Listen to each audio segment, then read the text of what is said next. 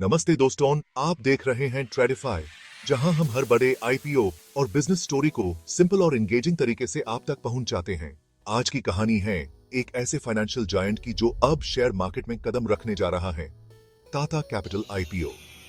Tata group का ये financial services arm NBFC sector में एक बड़ा नाम है और इसका अपकमिंग आईपीओ पूरे मार्केट को हिला सकता है। चलिए इसकी पूरी स्टोरी समझते हैं, शुरुआत से लेकर आज तक। 2007 में टाटा सन्स ने एक नई कंपनी लॉन्च की, टाटा कैपिटल लिमिटेड। आइडिया था कि एक ही प्लेटफॉर्म पर हर इंडियन को वन स्टॉप फाइनेंशियल सोल्यूशन दिया जाए, चाहे पर्सनल लोन्स हो, होम लोन्स, एमएसएमई फाइनेंस या फिर वेल्थ मैनेजमेंट। टाटा कैपिटल ने अपनी प्रेजेंस हर सेगमेंट में बनाई। इसके सब्सिडियरीज जैसे Tata capital housing finance, Tata securities और टाटा कार्ड्स इसके सर्विसेज को और भी मजबूत बनाते हैं। Housing finance affordable home loans देता है, टाटा सिक्योरिटीज इंस्टीट्यूशनल डिस्ट्रीब्यूशन और ट्रेडिंग हैंडल करता है, और टाटा कार्ड्स एसबीआई कार्ड्स के साथ मिलकर क्रेडिट कार्ड्स ऑफर करता है।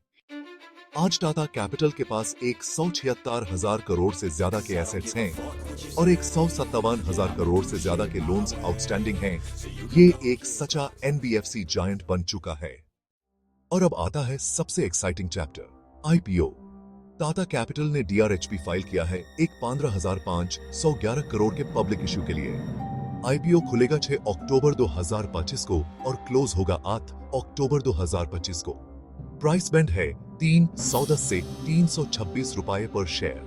मिनिमम लॉट साइज 46 शेयर्स का है, जिसका मतलब है रिटेल इन्वेस्टर को कम से कम 14,996 लगाना पड़ेगा।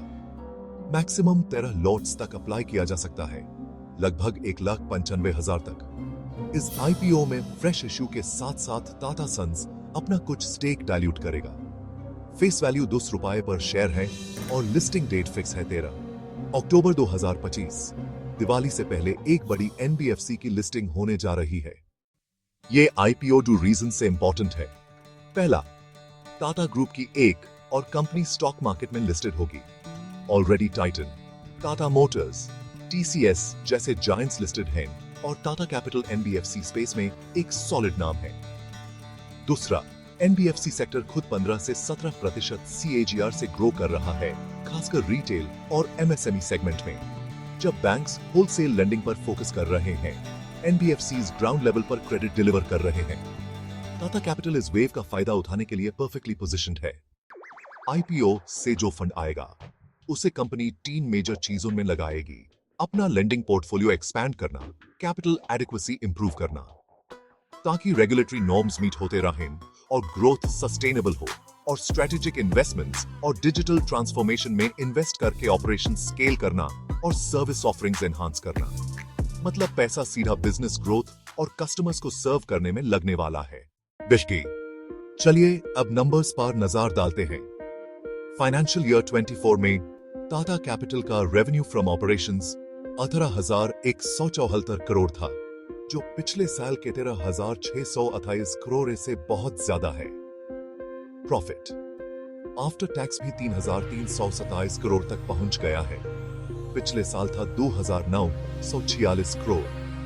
टोटल एसेट्स फाइनेंशियल ईयर 24 में 1,76,694 करोड़ है, लोन्स 1,57,707 करोड़ है।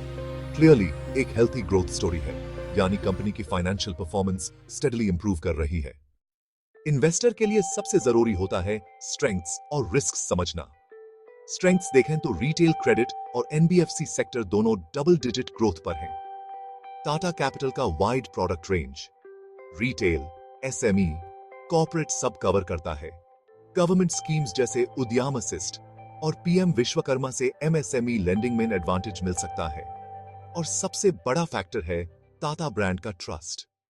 रिस्क्स की बात करें तो इकोनॉमी अगर स्लो हुई तो बोरोवर रिपेमेंट कैपेसिटी गिर सकती है, डिफॉल्ट्स बढ़ने पर एनपीए इंक्रीज होगा, प्रॉफिटेबिलिटी पर इफेक्ट पड़ेगा, regulatory norms tighten due to compliance cost बढ़ेगी, और अगर एसेट वैल्यूज गिरी तो लोन रिकवरी रेट कम हो सकता है। मतलब ग्रोथ के साथ साथ कुछ चैलेंजेस भी हैं। तो दोस्तों, टाटा कैपिटल का आईपीओ एक माइलस्टोन है। एनबीएफसी सेक्टर की जो ग्रोथ स्टोरी है उसमें टाटा कैपिटल एक मेजर रोल प्ले कर सकता है। लेकिन जैसे हर इन्वेस्टमेंट में होता है, यहां भी आपको अपनी रिस्क एपेटाइट देखकर ही डिसीजन लेना चाहिए। मैं यहाँ कोई बाय या सेल रिकमेंडेशन नहीं दे रहा हूं। प्लीज अपने फाइनेंशियल एडवाइजर से सलाह लेकर ही इन्वेस्ट करें। आपको क्या लगता है, Tata capital IPO NBFC sector का अगला मल्टी बैगर होगा या सिर्फ एक हाइप? अपनी ओपिनियन कमेंट्स में लिखिए। ऐसे ही डिटेल्ड बिजनेस और आईपीओ स्टोरीज के लिए ट्रेडिफाई को सब्सक्राइब करना न भूलें। बेल आइकन दबाइए ताकि आपको लेटेस्ट अपडेट्स मिलते रहें। मिलते हैं नेक्स्ट वीडियो में एक नए केस स्टडी के साथ। धन्यवाद।